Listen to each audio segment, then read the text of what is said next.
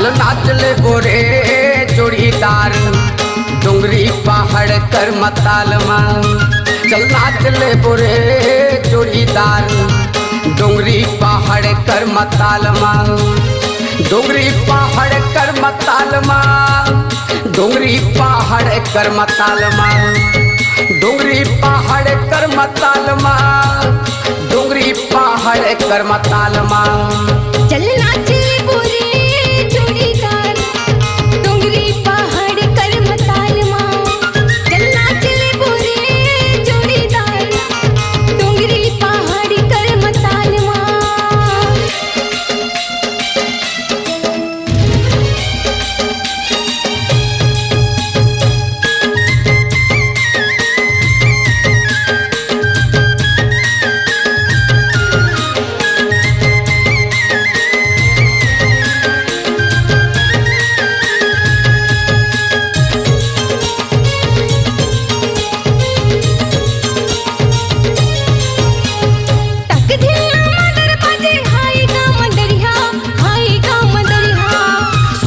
दरिया कर मकावत है गवैया कावत है गवैया।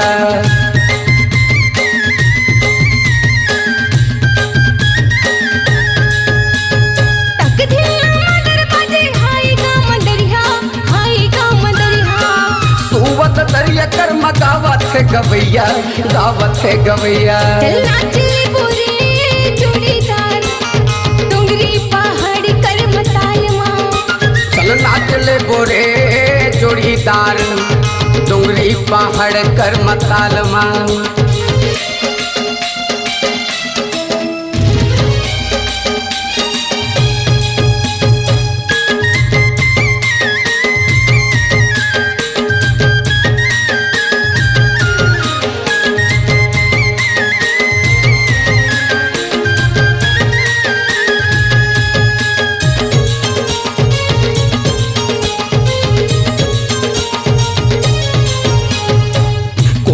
बोली बोले बांसुरी के तानहा बांसुरी के तानहा।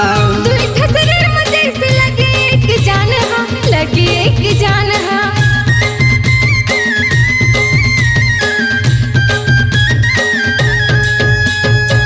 कोयली के बोली बोले बांसुरी के तानहा बांसुरी के तानहा।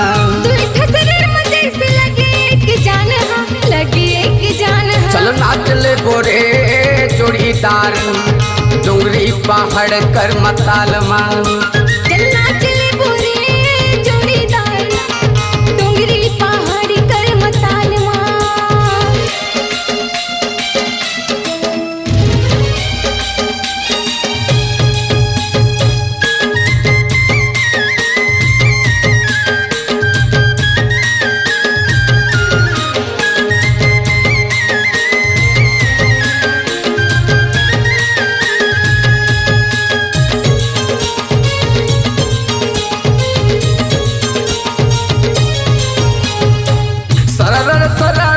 चले रे पुरवैया चले रे पुरवैया।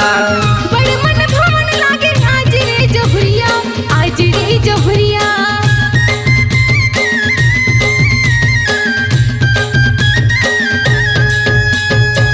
सरर सरर चले रे पुरवैया चले रे पुरवैया। बड़ मन भावन लागे आज रे जहुरिया आज रे जहुरिया। चल नाच ले गोरे जोड़ीदार डोंगरी पहाड़ कर मताल माँ।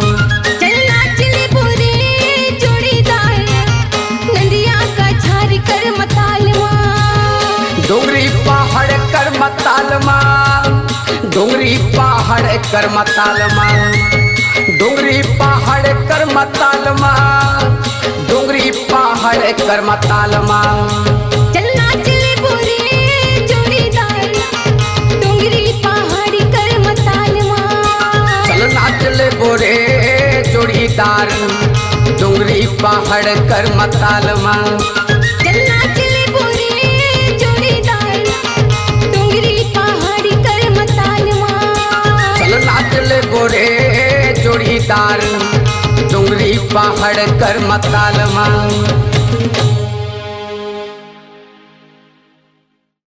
अपनी आवाज को दीजिए एक नया मुकाम। डिजिटल रिकॉर्डिंग की दुनिया का जाना पहचाना नाम स्वरांजलि, जहां गूंजती हैं ध्वनियां अपनी माटी की सौंधी सुगंध के साथ। छत्तीसगढ़ी संगीत के विविध रंग जो पहुंचाते हैं पूरे प्रदेश में डिजिटल रिकॉर्डिंग के संग। स्वरांजलि स्टूडियो, नेमीचंद गली नंबर 2, गंजपारा, रायपुर।